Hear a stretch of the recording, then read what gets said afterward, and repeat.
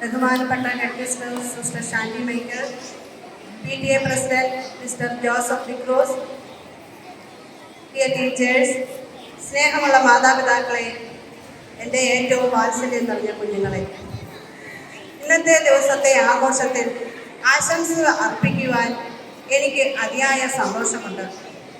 ഇതിനായി എന്നെ നിയോഗിച്ച ഞങ്ങളുടെ പ്രിയങ്കരിയായ ഹെഡ് മിസ്റ്റർ സിസ്റ്റർ ഷാൻഡിയെ ഞാൻ നന്ദിയോടെ സ്മരിക്കുന്നു. ഇന്നത്തെ ദിവസത്തെ താരങ്ങളായ ലീഡേഴ്സായിട്ടുള്ള കുട്ടികൾ ഏറെ അഭിമാനത്തോടും സന്തോഷത്തോടും കൂടിയാണ് ഇവിടെ നിൽക്കുന്നത് എന്ന് എനിക്കറിയാം. ഇവരോട് പറയുവാനുള്ള കാര്യങ്ങൾ എല്ലാം തന്നെ സിസ്റ്റർ ഇവരെ ഓർമ്മിപ്പിക്കുകയുണ്ടായി. എങ്കിലും എനിക്ക് ഒരു ചെറിയ കഥയാണ് ഇവരോട് പറയുവാനുള്ളത്. ഒരിക്കൽ ഒരിടത്ത് ഒരു ചെറിയ കുട്ടി ഉണ്ടായിരുന്നു. അവൻ ധാരാളം മധുരം കഴിക്കുമായിരുന്നു. അവൻ്റെ അമ്മ അവൻ മധുരം കഴിക്കുന്നതിൽ അതിയായ വിഷമം തോന്നാറുണ്ട്. അവർ എന്നും അവനെ ഉപദേശിക്കുമായിരുന്നു. പക്ഷേ ഈ കുട്ടി അത് നിർത്തുവാൻ തയ്യാറായില്ല. ഒരിക്കൽ അവർ ഈ മകനെയും കൂട്ടി ശ്രീരാമകൃഷ്ണ പരമഹംസർ എന്ന ആചാര്യൻ്റെ അടുക്കൽ പോവുകയുണ്ടായി. തൻ്റെ വിഷമങ്ങളെല്ലാം അവർ ആചാര്യനോട് പറയുകയുണ്ടായി. ആചാര്യൻ എന്ന് പറഞ്ഞാൽ ആരാണെന്ന് നിങ്ങൾക്കറിയാമോ? അറിയാമോ? ഗുരു, അധ്യാപകൻ. അപ്പൊ ഈ ആചാര്യൻ്റെ അടുക്കൽ ചെന്ന് ഈ കുട്ടി ധാരാളം മധുരം കഴിക്കുമെന്ന് ഈ അമ്മ സങ്കടമുണർത്തിച്ചു. ആചാര്യനാകട്ടെ ഈ കുട്ടിയെ നോക്കി ഒന്ന് ചിരിക്കുക മാത്രമാണ് ചെയ്തത്.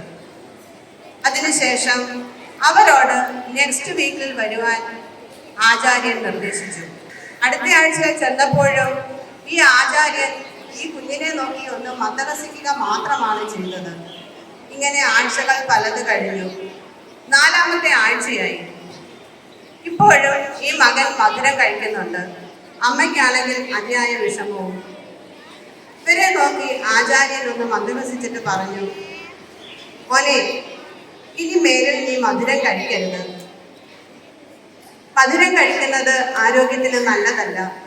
പല്ല് കേടാവും, ശരീരം വീർക്കും, പല അസുഖങ്ങൾ ഉണ്ടാകും, ഓർമ്മക്കുറവ് ഉണ്ടാവും എന്നൊക്കെ അദ്ദേഹം ഈ മകനെ ഉപദേശിച്ചു. ഈ ഒരു ചെറിയ ഉപദേശം കേട്ടപ്പോൾ ഈ അമ്മയ്ക്ക് അതിയായ ദേഷ്യം വന്നു. അവർ ആചാര്യനോട് ഇത് പറയാനാണെങ്കിൽ ആദ്യത്തെ ആഴ്ചയിൽ തന്നെ എനിക്ക് പറഞ്ഞുകൂടെ എന്ന് ചോദിച്ചു. അപ്പോൾ ഈ ആചാര്യൻ പറയുകയാണ്, എനിക്കും ധാരാളം മധുരം തിന്നുന്ന ശീലമുണ്ട്. ഞാൻ എങ്ങനെ ഈ മകനെ ഉപദേശിക്കും? ഇപ്പോൾ ഞാൻ മധുരം തീറ്റി നിർത്തി. അപ്പോഴാണ് എനിക്ക് അവനോട് ഒരു ഉപദേശം നൽകുവാൻ സാധിക്കുക.